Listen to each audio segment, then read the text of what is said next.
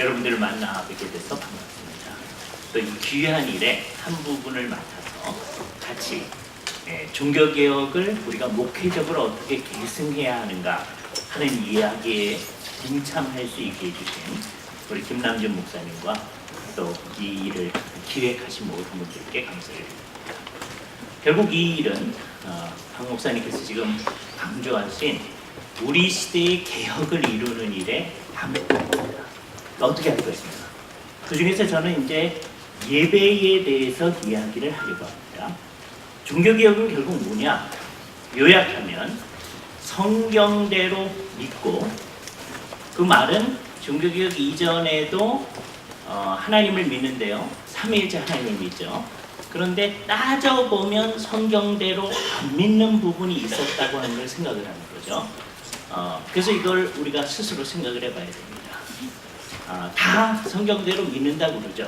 천주교인들도 물어보면 자기네들이 성경대로 믿는다고 그러는데, 따져보면 성경대로 안 믿는 부분이 나타나는 거예요. 그건 이제 같이 성경 공부를 해보면 이제 압니다. 그럼 이제 그분들이 뭐라 그러냐면, 대부분은 성경대로 믿는데요, 우리는 성경에 없는 얘기도 이 세상에 있지 않겠습니까? 그래서 이제 예를 들자면 제가 두 가지 예만 들게요. 첫 번째는 루터가 종교개혁 이전에 어떤 모습 가운데 있었는지를 보여주는 아주 잘생깁니다. 그죠? 루터가 이제 에르푸르트 대학에서 자기가 법학 석사를 하고 계속 이것을 하고 싶은 마음이 없었던 듯해요. 많은 사람은 그렇게 생각합니다. 이거 하다가 인생 다 가면, 루터의 고민이 뭐냐면 내 영혼은 어떻게 할 건가 하는 거죠. 그래서 아마 수도사가 됐으면 하는 마음을 어느 정도 가지고 그 문제를 가지고서 아마 자기 고향집에 가서 부모님하고 상의를 한 듯합니다. 이게 정확히 그 상황을 알 수는 없어요. 그런 듯한데, 그리고 마치고서는 이제 다시 에르푸르트로 돌아오는 길에 그 중간쯤에 스토터하임이라고 하는 곳에 그 유명한 천둥 번개 사건을 경험하게 됩니다. 이때는 루터가 아직 완전히 종교개혁 이전에 천주교에 완전히 사로잡혀진 사람으로서의 생각이에요.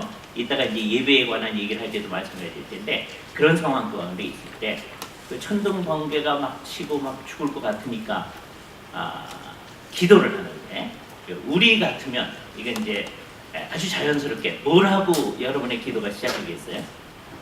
하나님 아버지, 주님, 뭐 이렇게 나왔겠죠? 근데 루터의 입에서 뭐라고 나오느냐면, 오 성 안나여 나를 불쌍히 여기소서, 나를 살려주시면 내가 수도사가 되겠나이다, 그런 거예요. 그 뒤에 있는 내용은 하나님께 기도하는 것 같은데 대상이 성 안나로 나타납니다. 그죠? 그거에 대해서 질문을 하면 이제 천주교인들은 뭐라고 얘기할 거냐면, 그게 기도냐? 에 대해서 솔직하게 얘기할 때는 기도가 아니라고 얘기하기도 해요. 왜냐하면 성 안나가 누구냐 하면, 그 성 안나라는 이름이 루터의 입에서 나온 이유는 두 가지 때문인데, 하나는 자기 아버지인 한스 루터가 이제 광선업자니까 이 광부들의 수호 성인이 이제 성 안나거든요. 그죠? 그런데 성 안나는 또 누구냐? 마리아의 어머니입니다. 그러니까 가나의 혼인잔치를 생각할 때 마리아한테 얘기를 해주면 결국은 저들에게 포도주가 떨어졌나이다. 그래서 결국 문제를 해결해 주시잖아요. 그러니까 우리에게 문제가 있을 때 예수님께 얘기를 하기도 하지만 그건 기도인데, 마리아한테 얘기를 해주면 효과적으로 일이 이루어질 수 있지 않겠느냐라고 생각해서 얘기를 하는 거죠. 그러니까 이중적 근거 위에서 성 안나한테 이제 얘기를 하는 겁니다. 그죠? 그거에 대해서 천주교인들한테 물어보면, 우리가 다른 건 다 성경대로 하지만 모든 걸 다 성경대로 할 수는 없고, 옛날서부터 우리가 해온 게 있으니까 그냥 그대로 하면 안 됩니까? 이렇게 얘기하겠죠. 요게 이제 계속 나타나는 종교개혁 이전 시대의 사람들의 사고방식이에요. 우리는 성경대로 안 합니다 그러지 않아요. 근데 따져보면 성경적이지 않아요. 그죠? 요게 이제 우리한테 굉장히 중요합니다. 왜냐하면 그럼 우리는 다 성경대로 하냐? 이걸 잘 생각해야 돼요. 성경대로 하지만 않은 것도 있는데 이렇게 나가면 언제나 문제가 생기는 거죠. 그게 이제 한 측면으로 우리가 생각을 해봐야 됩니다. 종교개혁은 결국 뭐냐? 우리의 모든 믿는 바를 다 따져서 성경대로 할 것을 요구하는 거죠. 두 번째는 뭘 요구하는 거냐? 이게 이제 오늘 제가 맡은 건데, 예배를 어떻게 성경대로 할 것이냐 하는 것이 이제 종교개혁의 핵심적인 거죠. 그 말은 종교개혁 이전의 예배는 정말 삼위일체 하나님께 예배하는 것인데도 불구하고 하나님께 예배하지만 성경대로 안 하는 부분들이 있어 온 거죠. 우리 아버지도 그렇게 예배하고 할아버지도 그렇게 예배하고 200년 전에도 그렇게 예배했고 1000년 전에도 그렇게 예배했으니까 우리가 옛날서부터 예배한 대로 그냥 하면 그게 익숙하고 좋지 않습니까? 라고 하는 생각이 사람들에게 늘 나타납니다. 그리고 그게 사람들에게는 호소력이 있습니다. 여러분들이 우리들도 어떤 예배가 좋으냐, 그리고 대개 어떤 예배에서 소위 은혜 받았다는 말을 쓰느냐라고 하면 이게 잘못 쓰는 말의 하나인데, 은혜 받는 게 굉장히 중요한 것임에도 불구하고 가끔가다 우리가 잘못 씁니다. 언제 그러느냐? 결국은 자기한테 아주 익숙한 형태의 예배일 때 그 말이 나오기가 너무 쉽다는 거죠. 그리고 완전히 바뀌어졌을 때 사람들이 얘기하기가 쉽지가 않습니다. 그런데 종교개혁자들은 이건 정말 놀라운 거예요. 이따가 이제 말씀을 드리겠지만 1000몇백 년 동안 하던 예배 방식하고는 다른 방식으로 하나님께 예배하는 일을 한 세대 안에 이룬 겁니다. 그러니까 종교개혁은 결국 뭐냐? 이 두 번째 의미에 있어서는 성경대로 예배하는 일이 이루어진 거다. 세 번째, 이건 이제 나중에 교회의 체제, 김여석 교수님이나 또 다른 분들이 얘기를 할 터인데, 그건 뭐냐면 우리의 교회의 모습을 성경이 말하는 교회의 모습에 있게 하자. 직분자들을 성경이 말하는 대로 있게 하자. 천주교에서도 장로가 있어요. 집사가 있어요. 그런데 그걸 누가 장로하고 집사를 하느냐? 전부 다 성직자가 독식했습니다. 유럽에 어디로 가든지 마을마다 중앙에 예배당이 있고요. 얼마나 좋아요, 그죠? 그 마을의 중앙에 예배당이 있습니다. 그 마을에 가면 언제든지 장로님이 계세요. 그리고 그 장로님을 흔히 뭐라고 불렀느냐 하면 제사장이라고 불렀습니다. 사제라고 불렀어요. 이따가 말씀드릴 우리 예배하고도 관련된 건데, 그래서 그 사제, 제사장이 계셔야 하나님께 예배를 할 수 있다 이렇게 생각합니다. 그런데 종교개혁자들은 성경에 의하면 이렇게 사제들이 장로인 게 과연 옳은 거냐? 그 사람들만 장로님이냐? 사제가 아닌, 즉 성직자라고 말하는 특정한 종류의 사람들이 아닌 장로님들이 성경은 얘기하지 않느냐? 그죠?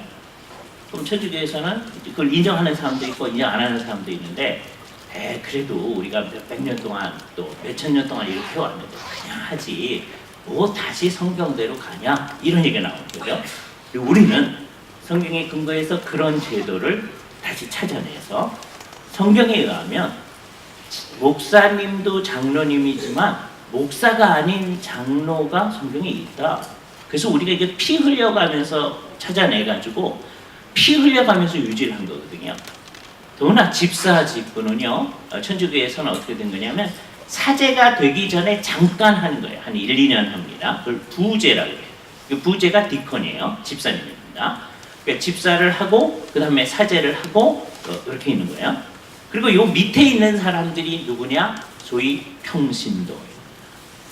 여기서 이제 우리가 이제 말하려고 하는 것이 이제 나타나는데, 그러니까 우리가 하는 게 뭐냐? 성경대로 믿고 믿는 내용이 그렇고 성경대로 예배하고 이따가 말씀드릴 거예요. 그다음에 성경대로 교회의 제도를 만들고 성경대로 살자라고 하는 게 종교개혁이에요.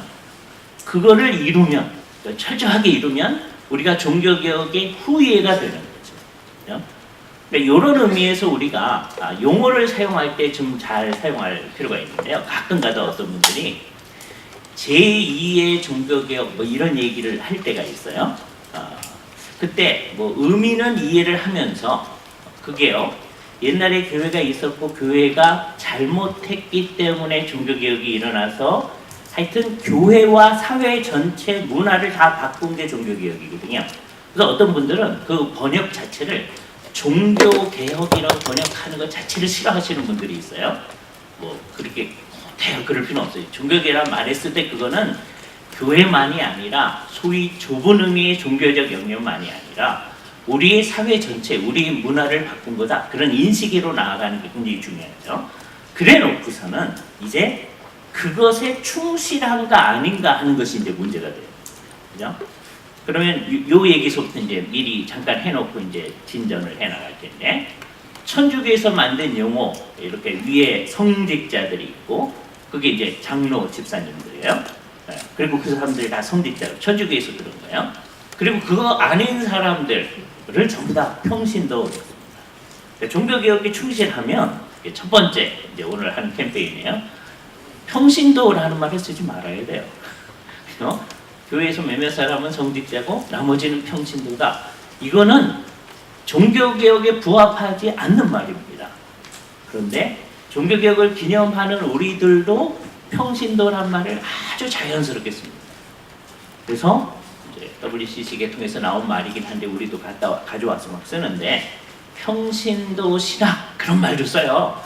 예? 그건 이해하기 위해서 쓰는 거죠. 좀 엄밀히 말하면 그 용어 자체를 우리가 좀 재고해 봐야 된다.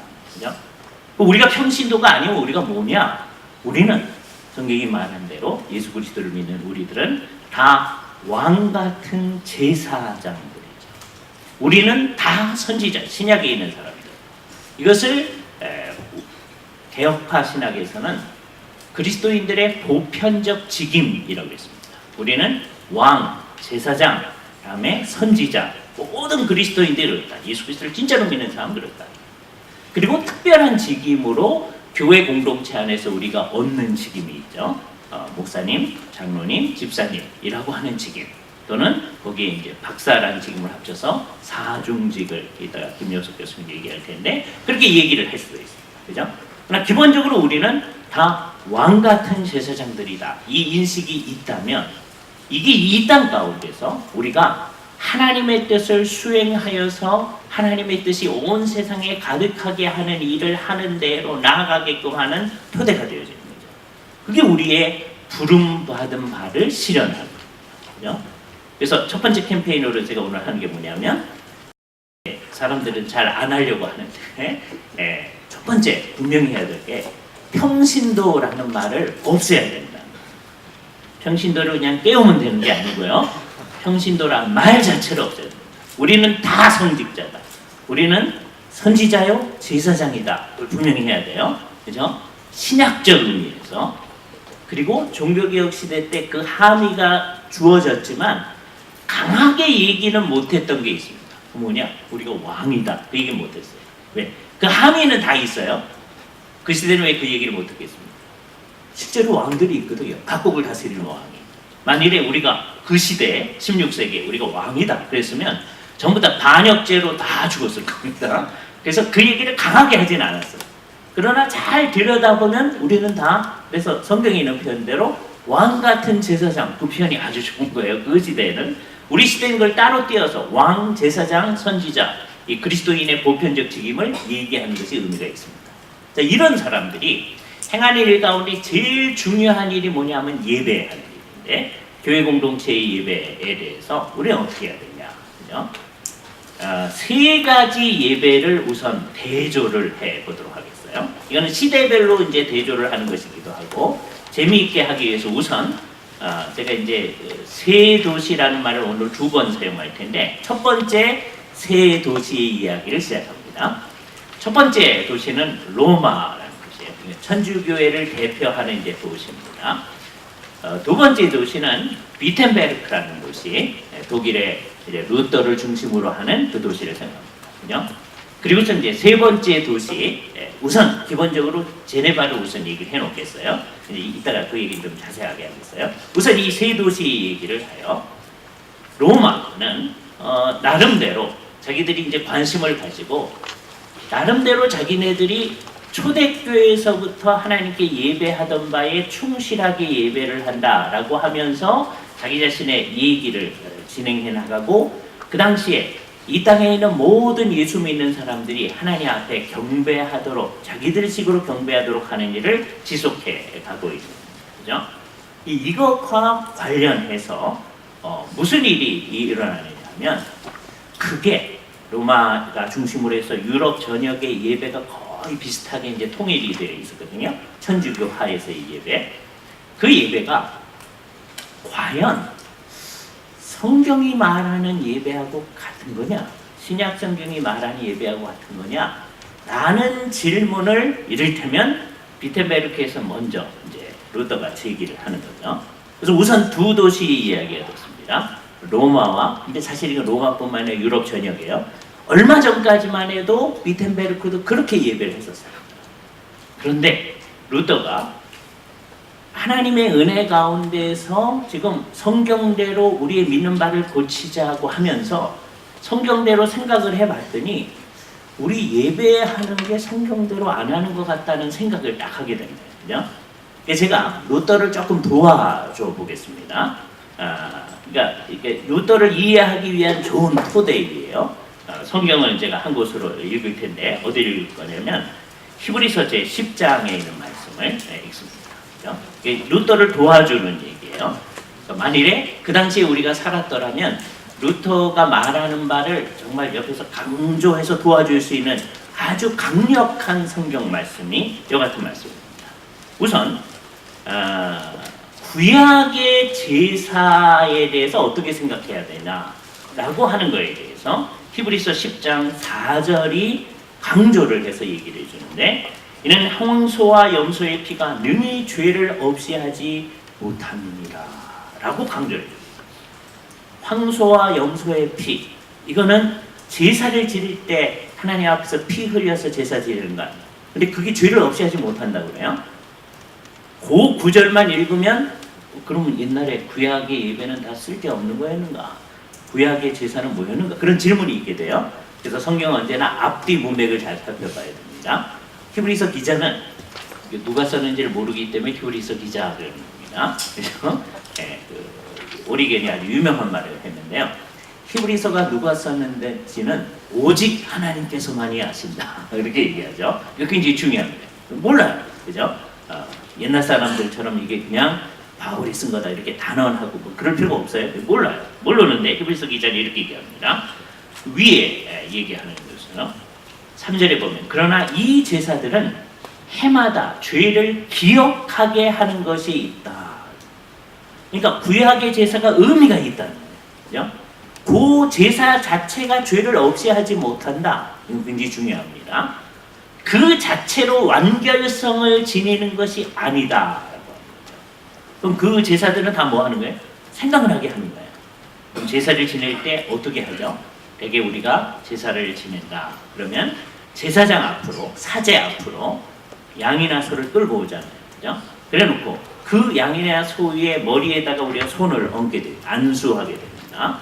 안수하는 게 얼마나 무서운 건지를 잘 생각을 해보세요. 아무 데나 안수하면 안 된다고 하는 걸 여기서 알게 됩니다. 그러면 내 죄가 이 양이나 소한테 간다고, 전가되어진다고 가정하는 거예요. 실제로 여기로 가지는 않습니다. 이게 진짜로는 어디로 가는지 이제 나중에 말씀드릴게요. 전가되어진다고. 그래서 그 양과 소를 죽입니다. 죽이고요. 그다음에 다 쪼개요. 그걸 각을 뜬다고 합니다. 그리고 번제의 경우에 있어서는 다 태워서 올립니다. 올라죠. 올라가요. 외우기가 쉬워요. 그죠? 하나님께 올라가니까 다 태워버려요. 우리 이걸 이해하는데 여러 이제 이해들이 있어요. 근데 그 중에서 저는 이런 이해를 이제 가장 괜찮다고 생각해요. 피 흘려서 다 죽인 다음에 왜 다 태울까요? 여러 이해가 있어요. 그런데 이 죄는 너무 심각해서 죽는 거로도 모자란다. 그거 다 태워서 이렇게 올려드리면 하나님은 성경이 흡향하시니라 그러니까 하나님은 그 고기 냄새를 맡으시고 좋아하시나요? 그죠? 이게 자유주의 학자들은 그렇게 얘기합니다. 야위스트들은 이 사람들이 이제 성경을 쪼개놓고서는 야위스트들은 신이 고기 냄새를 좋아하는 분으로 이렇게 묘사를 하고 있다. 뭐 이렇게 얘기를 해요. 네, 성경을 안 믿는 사람들이 이상한 생각입니다. 우리도 그 냄새 별로 안 좋잖아요. 근데 하나님이 그게 뭐가 좋겠어요? 아무 유익이 없는 거죠. 그런데도 왜 다 태워요? 그게 죽어서도 그거로 안 된다. 완전히 소멸될 정도가 돼야 된다라고 하는 걸 보여주는 거죠. 물론 이게 절대적인 건 아닙니다. 굉장히 좋은 해석의 하나이거든요. 그러니까 이 구약의 제사를 뭐를 생각하게 하는 거예요? 우리의 죄가 죽일 죄라고 하는 것을 생각합니다. 이 기독교, 유대 기독교에서만 이런 관념을 가져요. 많은 사람들은 이거를 실제로 믿질 않습니다. 이게 문제예요. 우리는 정말 우리가 죽일 죄를 졌다라고 생각해요. 근데 그 모든 일이 이제 어떻게 하느냐 하면 결국 따져보면 예수 그리스도의 십자가에서 제대로 제사가 되어지는 거죠. 그래서 뒤에 보면 아주 분명하게 얘기를 합니다. 11절, 12절 말씀. 제사장마다 매일 서서 섬기며 자주 같은 제사를 드리되 이 제사는 언제나 죄를 얻게 하지 못하거니와 구약의 제사는 죄를 없애할 수 없는 거다. 그런데 대조되는 거 12절. 오직 그리스도는 죄를 위하여 한 영원한 제사를 드리시고 하나님 우편에 앉으셨다. 그 후에 자기 원수들이 자기 발등상이 되게 하실 때까지 기다리나니 그가 거룩하게 된 자들을 한 번의 제사로 영원히 온전하게 하셨느니라. 십자가의 구속, 십자가의 희생 제사가 얼마나 효과적인지를 우리 웅변적으로 얘기를 해주고 있거든요. 구약의 모든 제사는 결국 그 자체가 스스로 완결성을 지닌 것이 아니다. 십자가에서라야 그것이 이루어지는 거죠. 이거 굉장히 의미가 있잖아요. 제가 어떤 용어를 하나 사용할 텐데 그 용어를 사용한 사람은 다른 데서 잘못을 하셨어요. 그런데 이 용어 자체는 괜찮은 거예요. 그분이 무슨 용어를 만들었냐면 크리스토텔릭 그런 말을 만들었어요. 구약의 모든 것들은 그리스도를 목표, 텔로스로 하고 있는 것이다. 성경을 해석할 때 우리는 크리스토텔릭, 그리스도 종국점을 향해 가는 해석을 해야 된다. 그 용어를 만든 사람은 피터 앤스라고 하는 웨스트민스터 신학교 구약 교수였는데 이제 논쟁을 일으키고 이제 결국 그만두신 분이세요. 그래서 우리가 이 용어도 싫어하는 경우가 있습니다. 왜? 피터 앤스가 그걸 썼으니까. 그러나 그걸 우리식으로 사용한다면 그거 좋은 거예요. 그죠? 이 제사와 십자가 사건과의 관계를 생각할 때는 그만큼 좋은 용어가 없습니다. 제사가 그 자체가 효과를 못 누리는데 그게 크리스토텔릭적인 것이다. 그죠? 그리스도의 십자가에서 그 의미가 다 나타납니다. 영단번에 영원한 제사를 드리셨다. 그러니까 구약의 제사는 죄를 생각나게 하는 거고 십자가 사건에 포괄되어 있어야만 의미가 있는 것이다 라고 하는 것이죠. 그래서 십자가에서 일어난 일을 16절에서 얘기합니다. 17절 또 그들의 죄와 그들의 불법을 내가 다시 기억하지 아니하리라. 구약의 말씀을 인용하면서 십자가가 얼마나 효과적으로 죄를 없이했는가 하는 걸 얘기해 주는 거예요. 그게 구속 사건의 근거입니다. 그리고 나서 내리는 이제 결론이 뭡니까? 18절. 이것들을 사하였은즉 다시 죄를 위하여 제사 드릴 것이 없느니라. 이거를 믿는 사람들이 신약의 예수 그리스도를 믿는 사람. 그래서요. 초대교회, 이제 초대교회로 가보세요. 초대교회에서 이제 어떻게 예배를 하기 시작했느냐. 보세요. 초대교회는 옛날에 회당 예배에서 하나님께 하나님께 예배하던 거를 요 그리스도께서 완결하신 십자가 사건의 근거에서 조정해가지고 하나님께 예배를 드렸어요. 이게 재미있습니다. 구약 시대에 회당 예배가 언제 시작됐는지 우리 잘 알 수 없어요. 많은 사람들은 이게 아마도 바벨론 포수기에 이제 성전이 무너졌으니까 제사를 할 수 없으니까 바벨론 포수기에 시작되지 않았나 그런 생각들을 합니다. 단어는 못하고 누구도 알지 못하니까 나중에 이제 팔레스타인으로 돌아와가지고요 고레스 왕으로 포고령에 의해서 돌아와가지고 성전을 세우고 나서도 회당 예배를 계속했다는 걸 우리는 알아요. 왜요? 우리 주 예수 그리스도께서도 다른 사람들과 함께 회당 예배에 참석하셨어요. 회당 예배는 그 자체가 효력을 지니는 예배가 아닙니다. 성전에서, 예루살렘 성전에서 드리는 제사에 근거해서 드리는 하나님께 예배예요. 그러니까 그 자체가 효과적이지 않아요. 이제 이 회당 예배를 바꾼 우리 회당 예배의 순서하고 우리 예배가 상당히 유사하게 되어 있어요. 그 바꾼데 이때 이제 아주 놀라운 변화는 뭐냐면 옛날에는 예루살렘에서 드리는 그 제사의 근거에서 회당 예배를 드리는 거였는데 이제 우리는 예루살렘에서 드리는 그 예배가 아니라 예수 그리스도의 십자가에서 완결된 그 제사의 근거에서 예배를 해요. 그러니까 틀은 같아요.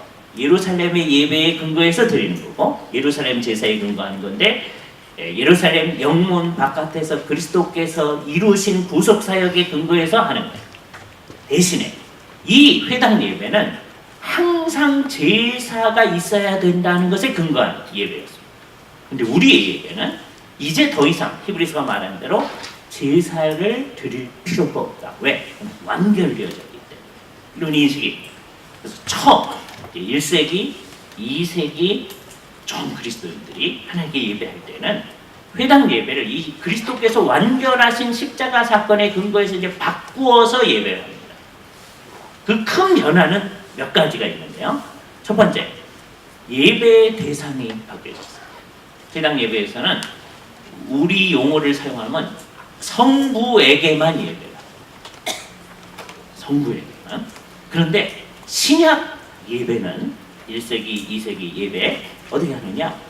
예수 그리스도께서 하나님이심을 분명히 인식하고 성령님, 우리 가운데 임하여 오신 성령님이 하나님이심을 인식하여서 이제 삼위일체 하나님께 하는 예배로 바뀌었어요. 같은 하나님인데 그저 성부에게만 하면 안 된다는 인식이에요. 만일에 이 신약 시대에 우리는 계속해서 옛날에 성부에게 예배했으니까 계속해서 성부에게만 예배하겠습니다. 그럼 그게 이단의 예배가 돼요. 그렇죠? 우리 시대에 이제 19세기 말서부터 소위 유니테리안이라는 사람들이 나타납니다. 그 사람들은 성부에게만 예배하는 거예요. 주일날 똑같이 모여서 예배합니다. 예배당에 모여서 해요. 예? 그런데 그거는 잘못된 예배예요. 그래서 이 예배의 대상에 큰 변화가 일어나요. 또 무슨 변화가 일어나느냐? 기도와 찬송의 대상에 변화가 일어나는 자연스러운 거예요. 예. 아버지 하나님께, 성자 예수님께, 성령 하나님께 기도하고 찬송하고 하는 게 포함돼요. 근데 무슨 변화가 일어나느냐? 이 회당 예배에서는 구약 성경만 읽습니다. 토라, 모세율법에 있는 말씀, 그리고서는 그다음에 선지서의 말씀. 유대인들은 우리가 역사서라고 말하는 부분과 선지서라고 말하는 부분을 다 합쳐서 선지서, 전선지서, 후전지서 그렇게 얘기하잖아요. 여호수아서부터 이제 계속 되어지는 그 선지서의 내용을 쭉 읽습니다. 그리고 성문서의 내용을 읽고 또는 그것을 찬송으로 하고 그랬던 것이죠. 이 우리의 신약 예배도 역시 마찬가지로 구약에 있는 내용을 다 읽습니다. 그런데 동시에 사도들이 보낸 편지를 읽고 사도들이 우리 주 예수 그리스도에 대해서 얘기하는 바, 나중에는 그것을 복음서로 기록해 놓은 바를 읽고 그 다음에 그거를 설명하기 시작합니다. 그러니까 더 많이 읽기 시작한 거예요. 옛날에는 구약만 읽었었는데 대개 회당 예배에서는 토라에서 한 부분 읽고요. 그 다음에 선지서에서 한 부분 읽고 그랬습니다. 근데 이제는 토라 선지서에서 읽을 뿐만 아니라 사도들의 글도 읽고 복음서도 읽고 뭐 그렇게 얘기해요. 그죠? 세월이 이제 지나면서 읽는 게 더 많아진 거예요. 이게 놀라운 변화입니다. 옛날보다 더 많이 읽는다. 근데 신약에 있는 말씀, 우리가 신약이라고 부르는 말씀을 읽게 되어졌다는 변화가 일어납니다. 그렇게 십자가 사건으로 말미암아 회당 예배를 바꾼 거예요. 이게 대충 그렇게 짐작을 할 수 있어요. 그죠? 이거 공부하려면 이것도 아주 복잡합니다. 왜냐하면 회당 예배가 어떻게 되어졌는지 그걸 다 생각을 하셔야 되고 다음에 그것을 어떻게 바꿨는지를 생각해야 되기 때문에. 그런데요, 한 2세기 말서부터 교회 공동체의 예배, 신약 예배가 이게 정말 놀라운 거였는데 점점 변하기 시작했어요. 점점 어떻게 변해가느냐. 구약과 신약을 이게 섞어서 생각하기 시작했습니다. 한국 사람들이 이렇게 섞는 거를 짬뽕을 만든다고 표현을 하잖아요. 막 섞어내기 시작한 거예요. 그래서 하나님 앞에 은혜를 받으면 사람들이 어떻게 하죠? 그거 가지고선 제사를 지내잖아요. 옛날에 아브라함, 이삭, 야곱을 생각해 보세요. 그죠? 하나님 앞에 은혜를 받고 자기가 잘못했음을 깨달으면 제단을 쌓고 하나님께 제사를 드려요. 그래서요, 이제 신약 교회가 어떻게 출발한 교회예요? 이제는 다시 제사 드릴 것이 없는 일 읽기 시작한 교회예요. 예수 그리스도의 십자가의 제사에만 의존하는 교회였습니다. 근데 순식간에 정말 이거는 사탄이 작용하지 않으면 그렇다고 말할 수 없을 정도로 순식간에 예배를 제사라고 이해합니다. 그게 우리 교회들이 그런 거예요. 예배를 제사라고 해요. 그래서요, 맨 처음에 그 얘기가 들어왔을 때는 왠지 좀 낯설었을 거예요. 예수 그리스도께서 제사를 완결하셨다. 우리는 더 이상 제사를 안 드려도 된다. 이랬던 교회가 우리 예배 드리는 게 제사다. 그렇게 자연히 갔어요. 그래서요, 이게 마치 뭐와 비슷하냐면 개구리를 밑에서부터 개구리탕 끓이는 거 비슷합니다. 찬물을 갖다 놓고 하면 개구리를 뜨거운 물 속에 딱 집어넣으면 얘가 막 튀겨나가거든요. 근데 찬물을 밑에서 알코올 램프로 가열하면 실제로 그런 거 여러분 보셨잖아요. 이거 막 튀어나가지 못하고 그냥 쭉 있다가 개구리탕이 됩니다. 교회가 그렇거든요. 예배를 하는데 이게 제사다. 그래서 점점점 그렇게 됩니다. 그러니까 제사하니까 하나님께 제사를 드리려면 뭐가 필요해? 제사장이 필요하잖아요. 그래서 예배를 인도하시는 분을 제사장, 즉 사제라고 부르기 시작합니다. 점점 그렇게 가는 거예요. 성경하고 완전히 다른 방향으로 가기를 시작하는 거예요. 그래서 이것이 이제 완결되어진 때는 언제냐? 한 4세기, 5세기 되면 이제 거의 완결되어집니다. 요거와 함께 일어나 아주 독특한 변화가 일어났어요. 옛날에는 그래도 이것도 잘못된 건데 예배가 제사다라는 생각도 잘못된 건데 성경에 하면 분명히 잘못된 거잖아요. 그죠? 그런데도 제사라고 하면서도 옛날 회당 예배를 변혁시켜서 구약을 많이 읽고 신약을 많이 읽고 하던 것을 계속해 왔거든요. 근데 세월이 지나면서 그 예배 시간이 너무 길어지니까 어떤 일이 벌어졌냐? 많이 읽지 말고 선택해서 읽자. 그죠? 그래서 이제 독특한 용어를 이제 하나 사용할 텐데 읽는 것을 렉티오 그럽니다. 읽는 거예요. 그죠? 우리 요즘에 이제 우리에게 아주 유명해진 말이 렉티오 디비나 성록 그런 말이 유명하죠. 예. 그거 이제 문제점도 우리는 잘 생각을 해야 되는데 렉티오는 읽는다는 거죠. 성경을 읽는 건데 천주교회는 점점점 어떻게 만들어가느냐 하면 그때는 천주교회란 말이 없었습니다. 그냥 다 교회였어요. 근데 교회가 구약의 한 부분, 길지 않은 부분을 읽어요. 매주일. 그거하고 쌍을 이루는 신약의 한 부분을 읽어요. 그러니까 매주일을 점점점 이제 규격화되어져 가는데 거의 5세기 되면 아주 분명해집니다. 이 5세기서부터의 전통이 지금은 좀 더 정교화되어 있어서 지금도 그렇게 하고 있어요.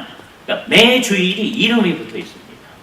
그러니까 그때 중요한 마커 구실을 하는 몇몇 주일이 있어요.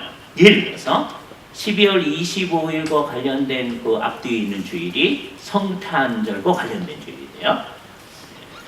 근데 그것도 이제 우리가 좀 주의해야 되는데 성탄절을 지키는 건 좋은 건데 지킬 때 어떻게 해야 되느냐 하면 주일학교 학생들 특별히 오늘 예수님이 태어난 날입니다. 오늘 예수님의 생일입니다. 그러면 안 되는 거예요. 왜요? 예수님 그날 태어난 거 아니거든요. 예? 그냥 로마 교회가 12월 25일을 정해서 주님의 성육신을 축하하고 하나님께 감사하는 예배를 드립니다. 그래서 크라이스트 마스, 마스가 메스란 말이거든요. 그리스도에 대해서 예배를 하는 거예요. 그래서 크리스마스가 되는 거예요. 그런데 그날 태어나서 그런 거 아니란 말이에요. 그러니까 이게 참 애매한 거예요. 예수님이 이 세상에 오셨다는 역사적 사건을 우리는 비역사적으로 기념하게 됩니다. 12월 25일이 아니니까. 그죠? 그러니까 우리는 정말 이상한 사람이 되어버렸는데 예수님이 어느 해 태어났는지도 사실은 잘 모릅니다. 어떤 분이 옛날에 예수님이 태어난 그 시점을 0년으로 하고요. 예수님이 1살 됐을 때 1년, 예수님이 2살 됐을 때 2년 그렇게 만들고 싶었어요. 그죠? 왜 그래요? 그 전에는 다 연대를 어떻게 하냐면 로마 황제 몇 년 뭐 이러거든요. 그게 이제 예수를 잘 믿는 사람들은 정말 이상하잖아요. 왜 역사를 로마 황제 중심으로 계산하냐? 우리 주님을 중심으로 계산하자. 그런 가득한 뜻이 생겨진 거예요. 그래서 디오니시우스 엑스부스라고 하는 수도사가 있었는데 이 사람이 계산을 해가지고 예수님이 언제 태어났을까 이렇게 해가지고 그때를 0년, 1년 이내 이렇게 하고 싶었거든요. 계산을 잘못했어요. 그죠? 그래서 이것도 정확하지 않은데 우선 대충 얘기하고 더 정확한 건 어떤가 이따 말씀드릴게요. 아마 BC 4년에 예수님이 태어난 것 같다고 생각들 해요. 정확한 거 아니에요. 그러니까 어떻게 되느냐 이상하니 우리 주님은 Before Christ 4년에 태어나. 왜요? 계산을 잘못해가지고 워낙은 예수님이 태어나기 전에를 Before Christ, 그죠? 예수님 태어난 후에는 아노 도미네 우리 주님 안에 있는 해들 이렇게 계산을 하고 싶었는데 이게 틀려져 버려가지고서는 BC 4년인 것 같아요. 근데 요즘 이제 사람들이 계산을 해보더니 BC 6년, 7년 그렇게 생각하시는 분들이 상당히 많습니다. 그게 좀 설득력이 있어요. 어떤 분은 12년, BC 12년까지 가시는 분도 있습니다. 네? 그러니까 우리는 예수님이 어느 해에 태어났는지도 몰라요. 어느 날 태어났는지는 더 모릅니다. 분명히 해야 돼요. 네? 그러니까 이제 다음번에 성탄절 맞이하실 때 절대로 오늘 예수님 생일입니다. 그러시면 안 돼요. 네? 또 요거에 대해서 있다가 또 잘못하신 분도 있어요. 성탄 예배를 드릴 필요가 없다 이러신 분들도 있어요. 그것도 또 너무 지어내신 겁니다. 이제 이따 이제 종교개혁 얘기하면서 우리가 잠깐 얘기를 할게요. 하여튼 그거를 너무 확정하려고 하지 말아요. 그러니까 그때를 중심으로 하고 다음에 날짜를 확정할 수 있는 건 언제냐 하면 유대인들이 유월절을 지키는 때 지난 주일을 뭐라고 할 수 있죠? 부활주일. 이건 확정을 할 수 있어요. 매해 달라지지만 그죠? 유대인이 언제 유월절을 지키는지를 매해 아니까 그거 지난 주일 그거 부활주일은 분명해요. 그죠? 그래서 이제 요거를 기점으로 놓고서는 천주교에서 이제 계속 이제 만든 겁니다. 성탄절 지난 첫째 주, 성탄절 지난 둘째 주, 성탄절 지난 셋째 주, 뭐 이렇게 쭉 만든 거예요. 그래서 그 주간에 읽어야 될 성경, 구약 성경, 신약 성경, 이렇게 쌍을 잘 찾아놨어요. 그죠? 그렇게 성경을 읽고, 그러니까 대충 그거에 근거해서 설교를 하는데 별로 안 해요. 조금, 지금은 많이 해요. 근데 이제 그게 이제 정확히 해석해서 하느냐 질문입니다. 근데 똑같은 질문을 우리도 해야죠. 그죠? 우리가 설교할 때 성경을 정확히 해석해서 하느냐?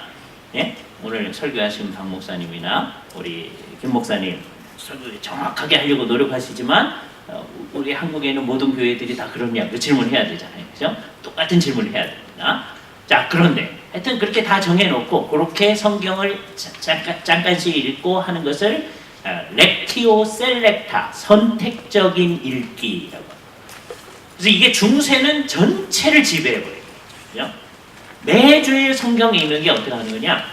요거 적절하다. 이게 성탄주일에 적절하다. 성찬 후 1년 지난 다음에 이게 적절하다. 이 부활주일인 이 구절이 적절하다. 아주 적절한 걸 딱 갖다 놓은 거예요.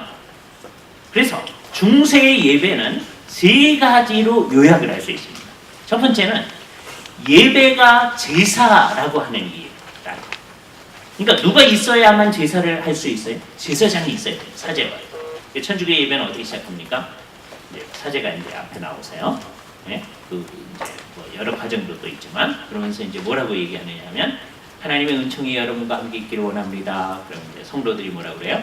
사제와도 함께. 지금도 그래요.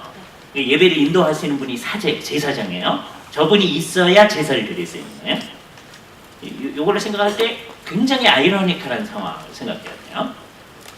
한국에 맨 처음에 천주교인들이 있게 됐을 때, 한국에 천주교인들이 있게 됐을 때, 이 사람들이 이제 나름대로 이제 공부를 합니다. 그때 이제 서학이라고 해서 천주교 공부를 하죠. 그런데 공부를 하고 나서 성경을 공부하고 나니까 예배를 하고 싶은 거예요. 그죠? 예배를 못 해요. 왜요? 신부님이 와 계십니다. 그래서 중국에서 주문모 신부님을 모셔다가 예배 막 하고 그러잖아요. 그리고 이제 도망가고 뭐 그런 거예요, 그죠? 그리고서는 이제 한국 사람 가운데 이승훈이라는 사람을 마카오로 보내가지고서는 거기서 신학교에서 훈련시켜가지고서는 처음 이제 신부가 되게 하고 뭐 그러잖아요. 왜? 신부가 있어야 예배를 하니까. 이게 중세 예배의 전형을 보여주는 거예요. 예배는 제사다. 그죠? 예배는 제사인데 그것은 굉장히 중요한 리추얼이에요. 의식이에요. 그거를 통해서 하나님께서 은혜를 주신다 이렇게 생각합니다. 천주교회는. 그러니까 거기에 의식에 딱 붙어 있어야 은혜가 있는 거예요. 그 의식을 무시하면 은혜가 없다 이렇게 생각해요. 천주교회는 의식 중심입니다. 그래서 제2 바티칸 공의회가 있기 전까지는 그 의식을요 전부 다 라틴어로 했었어요. 지금은 한국말 제2 바티칸 공의회 이후에는 각국어로 할 수 있게 해준 거예요. 천주교회가 조금 개혁을 해가지고 지금은 천주교인들이 예배에 참석해가지고 뭐가 진행되는지를 알아요. 왜? 한국말로 하니까. 근데 옛날에 제2 바티칸 공의회 1960년대 있기 전에는 한국에서도 라틴어로 합니다. 뭐가 진행되는지 알 길이 없잖아요. 그런데도 의식에 참여하는 거예요. 왜? 그 의식이 우리에게 은혜를 베풀어줍니다. 의식주의예요. 이거 잘 생각하셔야 돼요. 왜냐하면 이게 우리에게도 없다고 말할 수 없기 때문입니다. 그리고 세 번째, 이 사람들의 성경 읽기는 뭐였다? 렉티오 셀렉타였다. 그게 이제 기본적으로 중세의 예배입니다. 로마의 얘기였고요. 비텐베르크에서 이제 루터가 성경에 근거해서 이제 생각을 하다가 이것도 이제 바뀌어진 겁니다. 두 번째 도시인 비텐베르크 얘기가 시작됩니다. 루터가 과연 이 예배가 제사냐 하는 인식이 옵니다. 히브리서 이 10장 말씀에 의하면 예수 그리스도께서 십자가에 못 박힌 다음에 어떻게 돼? 다시는 제사 지낼 것이 없습니다. 그죠? 그럼 이게 분명하다면 우리 예수님을 진짜로 믿는 사람들은 뭘 하면 안 돼요? 제사를 하면 안 돼요. 그 인식이 루터에게다고. 예배는 제사가 아니구나. 여기 이제 종교개혁의 가장 근원적인 일 가운데 하나입니다. 그러니까 가장 근원적인 것은 이신칭의 그 얘기고요. 성경대로 믿는 것이고 그 다음에는 예배가 제사가 아니다. 그럼 예배는 뭐예요? 주께서 우리를 위해서 완전한 제사를 다 이루어 주신 것에 대한 감사의 표현이에요. 그렇잖아요? 그래서 제사란 말을 혹시 쓴다면 안 쓰는 게 좋은데 쓴다면 감사의 제사 그런데 근데 뭐는 아니에요? 희생 제사는 아니에요. 여기 좀 안타까웁니다. 제 성향 같아서는 감사의 제사 그런 말도 안 쓰는 것 같은데 칼빈 선생님은 그 말을 써요. 감사의 제사라고는 써요. 그런데 뭐는 안 된다? 희생 제사는 안 된다. 그러면 이제 요거를 사람들이 또 어떻게 이용할 거예요? 그거 봐요. 칼빈도 제사라고 했지. 그런 거예요. 그러나 사람들이 점점점 제사란 용어를 사용해요. 그러니까 이것을 인도하는 분이 제사가 아니라고 합니다. 이게 개신교의 예배 이해입니다. 그죠? 자, 요 개신교의 예배에 의하면 자, 여기서부터 이제 두 번째 캠페인을 하기 시작합니다. 그럼 우리가 다 그 후예들인 거예요. 비텐베르크와 이제 제네바 우리 모두가 그 후예들로서 우리는 이제 하나님께 예배를 하는데 성경을 따라 예배를 하니까 우리의 예배는 뭐가 아니다? 제사가 아니다. 요거를 전국이 그렇게 하도록 만든 사람 제네바나 비텐베르크나 이거는요 이렇게 도시 중심. 물론 이제 루터는 그게 이제 독일 전역으로 갈 수 있도록 했어요. 그러나 스위스는 이게 다 도시 중심이기 때문에 도시만 개혁합니다. 각 도시가 개혁돼야 돼요. 그래서 이따가 또 다른 세 도시 얘기를 할 거예요. 자, 그런데 이거를 자기가 속해 있는 나라 전체를 그렇게 만든 사람이 누구냐? 칼빈한테 배운 걸 가지고 존 락스가 스코틀랜드에 가서 하나님이여 스코틀랜드를 나에게 주십시오. 그러네. 그래서 놀라운 일이 일어나는데 그 전까지는 전부 다 예배 시간에 사제가 하나님께 제사를 드리는 거예요. 그런데 이제 깨닫고서는 우리의 예배가 제사가 아니다 라고 하는 것을 선언하고 제사가 아닌 예배를 하기 시작해요. 국가 전체를 국가에 속해 있는 모든 교회를 그렇게 해나갑니다. 이게 놀라운 일이거든요. 정말 뛰어난 거예요. 우리는 이 의식이 점점 상실되어져 있습니다. 능력이 없고 여기 일종의 패배주의도 작용하고 그래서 우리 혼자 잘하면 되지, 우리 교회만 잘하면 되지, 뭐 우리 국가 전체, 한국 교회 전체를 어떻게 할까, 이런 패배주의가 우리에게 다 있는 거예요. 근데 개혁자들은 정말 하나님의 뜻을 생각하면서 정말 노력을 했는데 정말 국가 전체가 존 락스 같은 경우에 있어서는 국가 전체가 그렇게 교회 전체 스코틀랜드 교회, 처치 오브 스코틀랜드 전체가 그렇게 변하는 놀라운 은혜가 있게 되어집니다. 정말 하나님 앞에 감사해요. 이것이 분명하다면 우리도 우리의 예배를 제사가 아니라고 생각을 해요. 철저해요. 여기서부터 나오는 이제 몇 가지 캠페인이 있어요. 그러니까 종교개혁을 생각하는 사람은 누구든지 그래야 됩니다. 그런데 과연 우리가 그런가 생각해요. 제가 어렸을 때 자라는 교회가 매우 좋은 교회입니다. 얼마나 좋은 교회였는지 주일학교 때도 그러고 중고등학교 때 이미 웨스트민스터 신앙고백서, 웨스트민스터 소요리문답, 대요리문답 우리 전도사님들, 우리 선생님들이 열심히 가르치는 교회예요. 정말 좋은 교회였어요. 그런데도 불구하고 우리 교회도 가만 지금 생각해 보면 예배가 제사다 그런 생각이 암묵리에 있었어요. 그래서 여기를 뭐라고 자꾸 그랬냐면 뭐라 그래요? 제단이라고. 여기는 아무나 못 올라와요. 그죠? 우리가 이제 학생 때 언제 올라오느냐? 청소한다고 이제 올라옵니다. 와가지고 그래서 여기 와가지고서 이제 연습해보고 그러다 이제 목사 된 사람 많이 있습니다. 우리 친구들 가운데서 그죠? 예. 근데 여기 왜 못 올라와요? 여기 제단이기 때문에 거룩한 곳이기 때문에. 그죠? 그러니까 예배가 제사다라는 생각이 우리 안에 한국 교회 안에 한동안 있는. 이게 정말 이상한 거예요. 그래서 이제 80년대는요 서울의 높은 곳에서 이렇게 내려다보면 곳곳에 영생재단, 승리재단 뭐 그런 데가 많아요. 거기서 모여서 예배하고 기도하시는 분들 주님을 정말 사랑하는 분이라는 거 제가 압니다. 그걸 부인하면 안 돼요. 근데 정말 사랑한다 하면 이제 어디까지 돼야 되느냐 하면 십자가를 사랑하시거든요, 그분들이. 그렇다면 십자가가 제사를 완성해서 이제 더 이상 뭐가 없다? 제사가 없다는 것에 충실해야 돼요. 그런데 80년대뿐만 아니라 지금까지도 그렇게 예배하는 것을 제사라고 생각하는 일들이 언어 사용에 있어서 그냥 있는 거예요.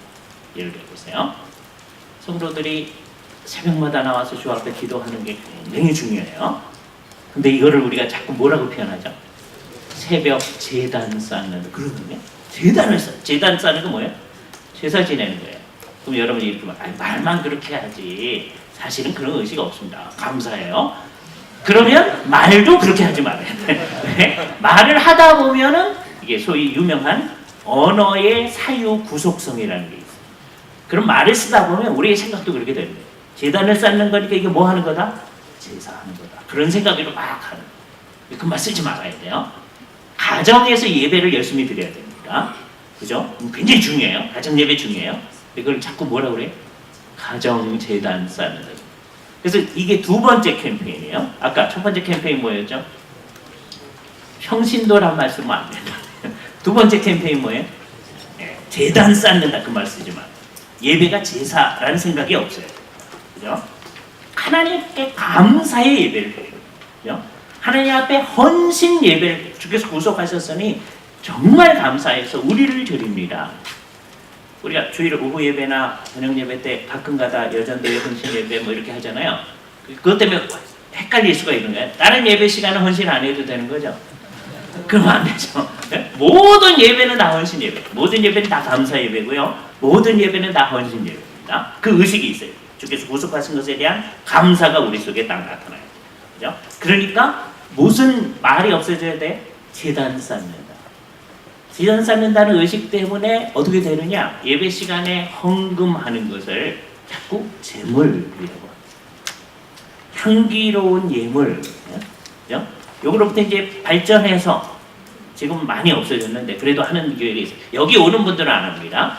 근데 이제 사실은 이런 얘기를 들어야 될 분들은 여기 오지도 않아요. 그죠? 네.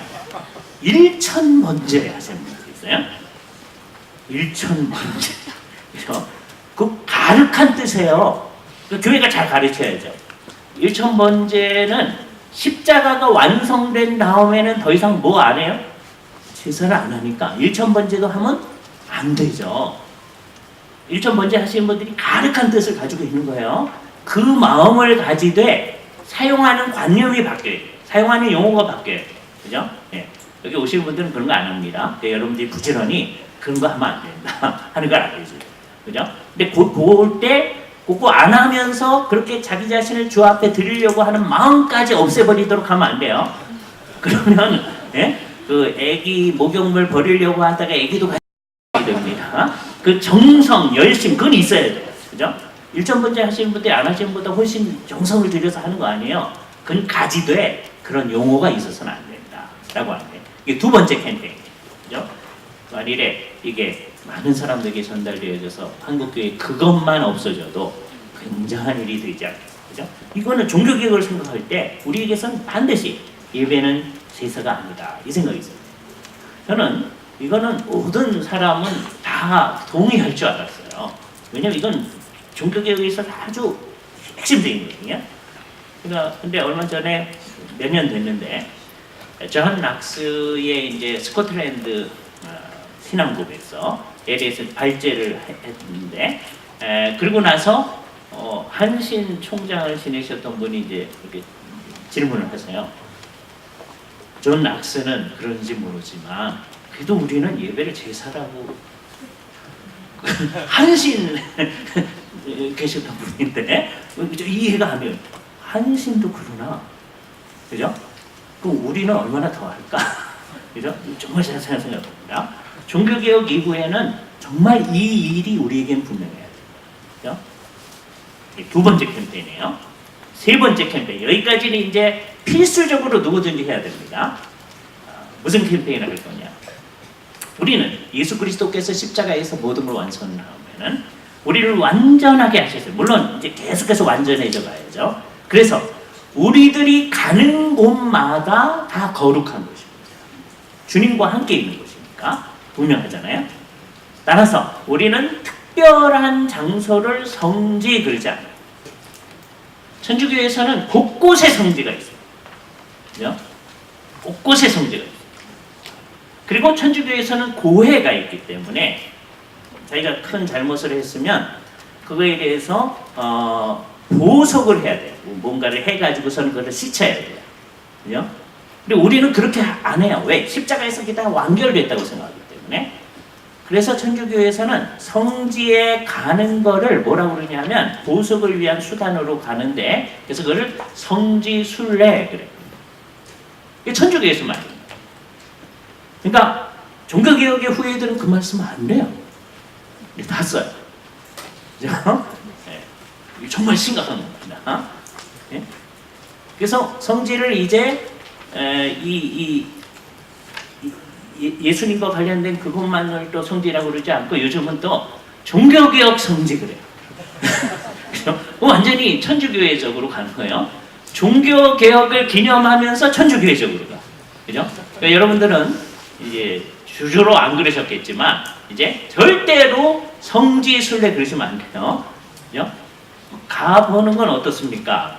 가보는 거 가볼 수 있죠. 그죠? 예, 신학생들 두 학기 학비 대주시고 그리고 나서 돈이 남는다. 그럼 한번 가보세요. 그죠? 근데 갈 때 뭐라고 하고 가세요? 성경 지리 및 문화 연수. 너는 그와 비슷한 말. 왜 우리가 가는 건 다 성경을 잘 이해하기 위해서 가는 거니까. 그죠? 근데 그곳을 여러 번 가보신 분들이 있어요. 그분들이 늘 하는 말이 한 번 가서는 모른대. 그러면요, 우리가 일생 동안 한 번 이상 갈 것도 아니고 갈 필요가 없네요. 한 번 가서 모른다니까. 그럼 어떻게 하면 좋아요? 여기 잘 찍어놓은 비디오들 많아요. 네? 우리가 잘 보고 그거를 통해서 유익을 얻으면 돼요. 그러니까 세 번째 캠페인은 뭐예요? 무슨 말 쓰지 말자? 성지순례. 그 말 안 됩니다. 종교개혁 이후로 뭐 변한 거 있어야 되잖아요. 그죠? 우리가 종교개혁 500주년을 지금 기념하고 있어요. 끝난 다음에 이 세 가지는 우리에게 정말 변한 게 있어요. 그리고 지금서부터 이제 드리는 말씀은 사실은 저는 이렇게 갔으면 좋겠다 그러는 거예요. 그러나 이거는 우리 상황에서는 조금 옵셔널하긴 합니다. 그럴 수도 있고 아닐 수도 있어요. 그러나 될 수 있으면 이렇게 갔으면 좋겠다. 그래서 만일에 끊는다면 여기서 끊어야 됩니다. 이 강의를 이제 한번 끊고 한 다음에 여기서 끊으셔야 돼요. 여기 끊으셔서 여태까지 한 말씀은 반드시 해야 됩니다. 그 세 가지 캠페인은 반드시 이루어져야 돼요. 그다음에 요거는 제가 오늘 얘기하려고 해서 핵심이긴 한데 될 수 있으면 그러시면 좋겠는데 꼭 아니어도 그 정신만 있으면 됩니다. 또 뭐냐? 이걸 위해서 자 비텐베르크와 로마를 대조하는 것으로 우리 얘기를 시작했었어요. 이게 두 도시의 이야기였어요. 우리는 로마의 예배의 방식이 아니고 비텐베르크가 생각한 대로 이제 어떻게 하는 거다? 성경에 근거해서 예배를 한다. 그죠? 그리고 우리의 예배는 뭐가 아니다? 제사가 아니다. 여기까지 분명해졌습니다. 이건 누구든지 개신교인이라면 그리고 성경을 믿는다면 그렇게 가요. 그죠? 그래도 내가 하나님께 예배하는데 삼위일체 하나님께 예배하는데 그냥 다른 식으로 예배해도 좋지 않을까요? 그러면 안 돼요. 그죠? 자, 그래서 이제 요 예배의 형태는 우리 예배 형태는 어떻게 된 거냐면 천주교의 예배의 형태 가운데에서 우선 이제 비텐베르크하고 다음에 이제 제네바를 우선 대조합니다. 비텐베르크가 어떻게 하냐면 이걸 고치는데 천주교의 예배 형태를 고치는데 왜? 루터가 천주교의 신부님이었잖아요. 그러니까 천주교의 예배 형태대로 예배를 인도했었어요. 그러니까 제사를 드렸던 거예요. 근데 주님의 은혜로 성경에 근거해서 이제 제사가 아니다. 그러면서 이제 예배를 인도하는 거예요. 얼마나 놀라운 변화예요. 똑같은 예배인데 똑같이 삼위일체 하나님께 예배를 드렸는데 그 전까지는 제사 드린다고. 십자가에서 피 흘린 형태로 드린 제사를 지금 피 없는 형태로 재현한다라고 하면서 했던 거예요. 자, 그런데 이제는 그게 아니다. 정말 놀라운 변화를 가지고 이 종교개혁이 일어난 거죠. 그래서 이분들이 정말 종교개혁의 후예들입니다. 그런데 이분들은 조금 아쉬운 거예요. 우리가 볼 때 이제 제네바의 입장에서 볼 땐 좀 아쉬운 거예요. 어떻게 하느냐? 성경에서 하지 말라는 것만 없앤 거예요. 성경에서 뭐 하지 말라고 그랬어요? 상을 만들어서 그 앞에 절하지 말아라 그랬잖아요. 그것만 한 거예요. 그것 나머지는 놔두. 그럼 어떻게 됐어요? 옛날에는 이 십자가가 예배당 앞부분에 다 있었습니다. 그리고 거기에 이제 예수님 상을 만들어놨어요. 가고 있어요. 그래서 루터파 교회는 어떻게 했어요? 그 상만 없앴어요. 상만 없앤 거예요. 그러니까 뭐가 남아요? 그 십자가만 남아요. 네? 그거를 베어 크로스라고 합니다. 루터파 성공회는 계속 그 전통 속에 십자가가 예배당 안에 제네바의 전통, 이걸 장로교회의 전통이에요. 개혁파 신학의 전통 뭐냐? 십자가가 없는 거예요. 이게 우리도 낯섭니다. 왜요? 지금은요 예배당 안에 앞부분에 십자가가 많이 없어졌어요. 감사하게. 왜냐하면 저 화면 때문에 없어졌어요. 네? 없애려는 마음 가지고 없어진 거 아니에요? 정말 감사해요. 네. 그게 개혁파의 전통을 잘 얘기해 주는 거예요. 그죠? 그러나 김남준 목사님 같이 정말 개혁파적으로 하려는 건 의식적으로 우리가 그거 없애요. 예배당 안에 십자가 없어요. 그죠? 데니스 장로회는요 1957년도에 이 결정을 했었습니다. 그때는 합동 측 통합 측 갈라지기 전에 우리 다 같이 있을 때 결정을 한 거예요. 전쟁이 끝나고 몇 년 지난 다음에요. 그러니까 교회들이 조금 나아졌나 봅니다. 그래서 각 교회들마다 예배당 안에 바깥에 십자가는 뭐 예수 믿는 사람 모이는 겁니다 하는 표현이 좋은데 예배당 안에 십자가를 설치하는 교회들이 늘어나기 시작합니다. 그래서 이게 헌의가 올라옵니다. 그래서 장로교회는 그거 안 합니다 라고 하는 헌의를 옛날에 57년도 총회에서 했던 거예요. 그리고 몇 년 전에 합동적 총회에서 그거를 다시 확인했어요. 왜 그래요? 누군가가 또 헌의한 거예요. 우리 예배당 안에 십자가 있을 수 있게 해주세요. 아니다. 그걸 2회에 걸쳐서 아니다 했어요. 여기 이제 몇 년 지나면 아마 해도 좋다 이렇게 갈까봐 저는 겁납니다. 아직까지는 지금 그 2번에 걸친 그 총회의 결의가 최근에 합동측 총회가 한 결의 중에 제일 잘합니다. 나머지 결의들은 정말 이상한 결의들 많이 했는데 이건 정말 중요해요. 옛날에 57년도 그 결의를 확언하는 거예요. 굉장히 중요한 원칙입니다. 있습니다. 그죠? 그 불만인 목사님들 많아요. 그죠? 이때 우리 통합 측은 그거에 대해서 왜 문제시합니까? 당연하죠. 이런 분들이 있어요. 네? 근데 완전히 분위기가 달라졌어요. 우리 같이 했었었는데 이게 좀 안타까운 상황인데요. 이걸 잘 생각해 봐야 됩니다. 그래서 이제 루터파교회, 성공회 여기는 이제 어떻게 왔어요? 전부 다 이게 다 개신교예요. 개신교회인데도 예배당 안에 십자가가 있는 전도입니다. 워낙 장로교회는 워낙 없는 거예요. 이 말이 낯설죠 지금. 왜? 장로교회들마다 다 있어. 그죠? 제가 자라난 교회도 있었어요. 나중에 공부하면서 보니까 그게 아니네요. 그죠? 잘 생각을 해봐야 돼요. 그러니까 예배당 안에는 그게 없는 그 전통, 굉장히 중요한 거구나. 근데 이거보다 더 중요한 건 뭐냐? 천주교회는, 이게 루터파교회는, 성공회는 그것 외에 상을 제거하는 것 외에는 나머지는 성경이 얘기를 안 했으니까 이래도 좋고 저래도 좋은 문제라고 봤습니다. 소위 아디아포라의 문제라고 봤습니다. 그래서 예배 시간에 촛불을 놓는 거에 대해서 아디아포라 있을 수도 있고 없을 수도 있다 그러네요. 예배 시간에 향 피우는 문제에 대해서도 있을 수도 있고 없을 수도 있다. 그렇게 되면 어떻게 돼요? 오늘날 루터파교회 성공회 가운데 그냥 전통적인 교회는 성공회 가운데 전통적인 교회는 예배 시간에 향 피워요, 촛불 피워요, 있어요. 그죠? 그 중에 굉장히 복음주의적 교회가 있어요. 그런 교회를 우리가 로우 처치라고 해요.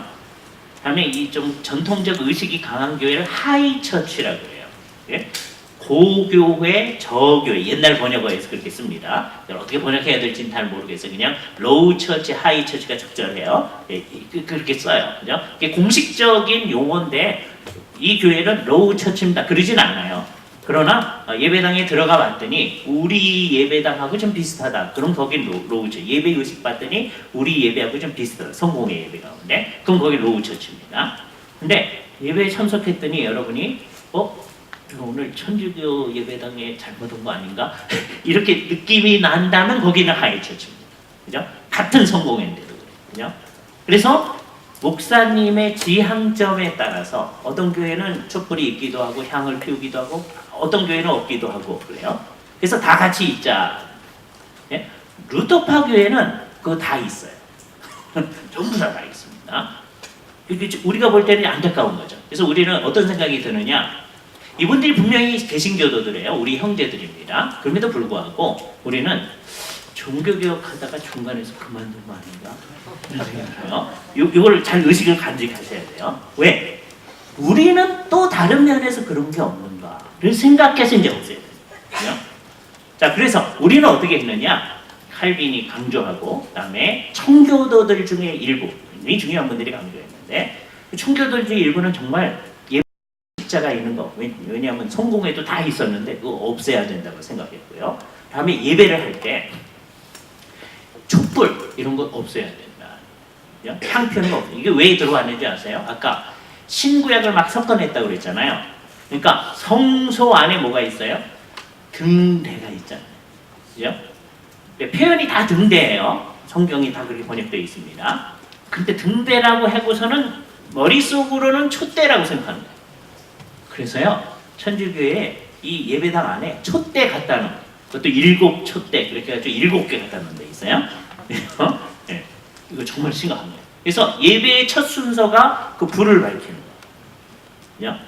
평소에 안 하다가도 언제는 그거 하는가? 대림절 때 그거 하는 분들이 있어요. 대림절을 지키는 것도 좀 이상한 건데, 대강절, 그래서 진짜 예수님의 오심, 큰 오심을 기념하는. 그래서 성탄절 4주 전에는 촛불 여기 4개 갖다 놓고 그 중에 한 촛불 켜요. 그 다음 주에는 2 촛불 켭니다. 그 다음 주에는 3개 켜요. 성탄절에 4개 켜고 뭐 그래요. 그런 것들. 그죠? 이게 루터파 교회는 있어요. 정신이 나가면 칼빈주의적 입장을 지닌 교회도 그거 합니다. 지금 그런 교회력을 따라서 예배한다고 하는 교회 가운데 그런 교회 많아요. 그죠? 그래서 그걸 하게 되면 새롭다. 처치 오브 스코틀랜드 장로교회인데 낙스가 이렇게 바꾼 교회인데요. 어떤 교회는 그거 합니다. 심각하죠. 우리의 전통에서 점점 멀어지는 거죠. 그죠?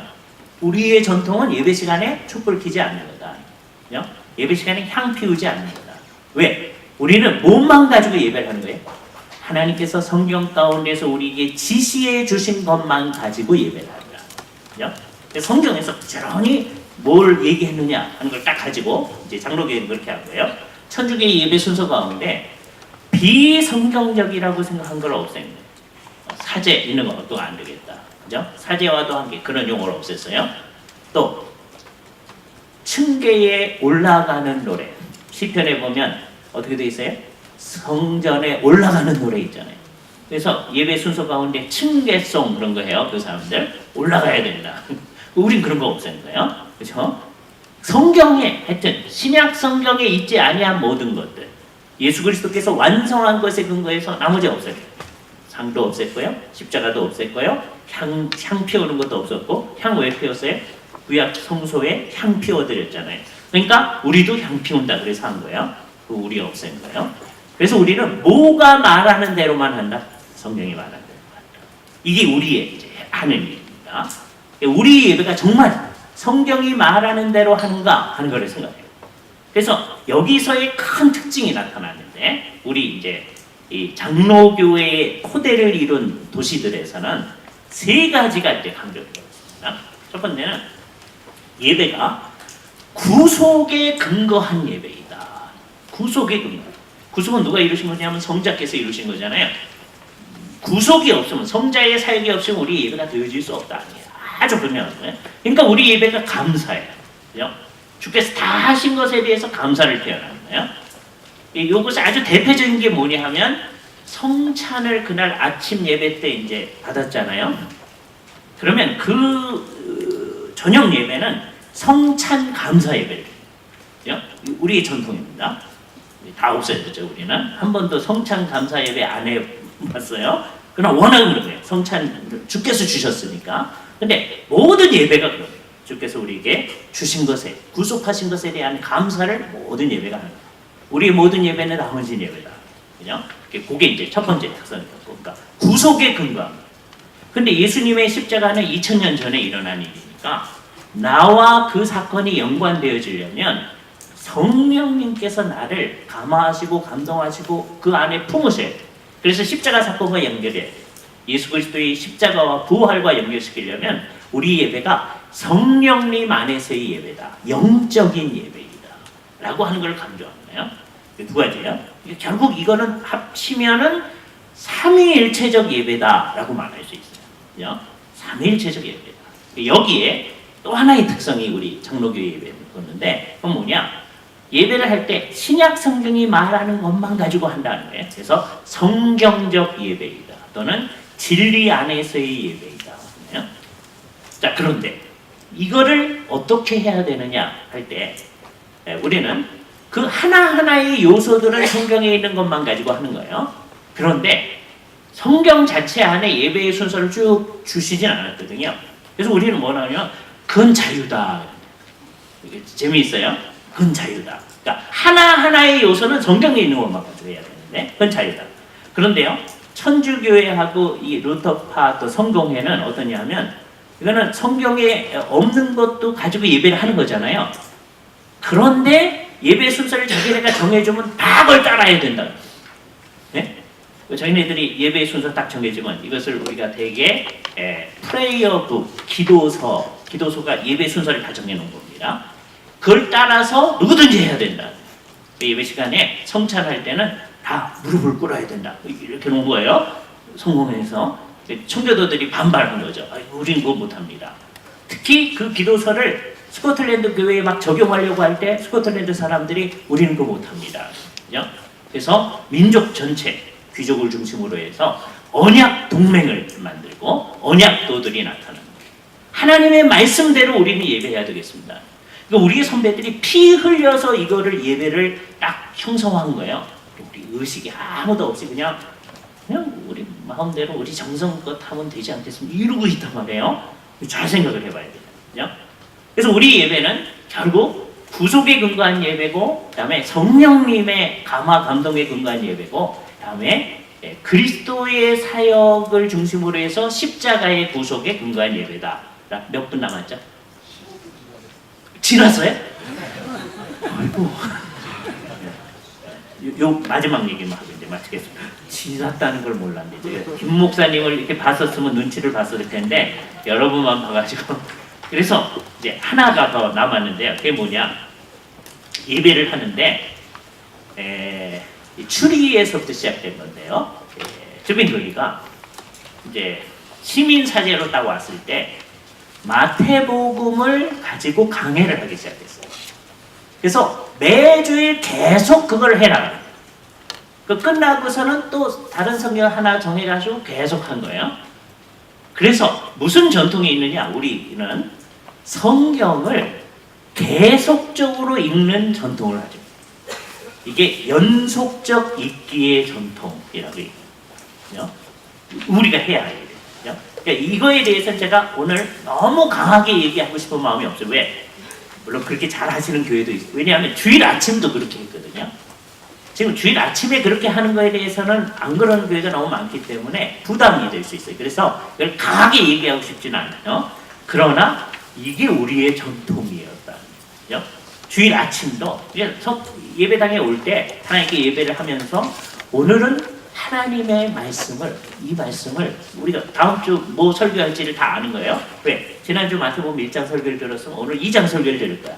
그걸 다 아는데 이거를 어떻게 목사님이 우리에게 가르쳐 주시고 하나님께서는 뭐라고 말씀하시고 그런 기대로 가지고 그래서 우리 장로교회는 무슨 전통이 있냐면 우리가 뭘 믿는지를 아는 사람들이라는 별명을 가지고 있는 이것을 우리는 계속적인 읽기의 전통이라고 합니다.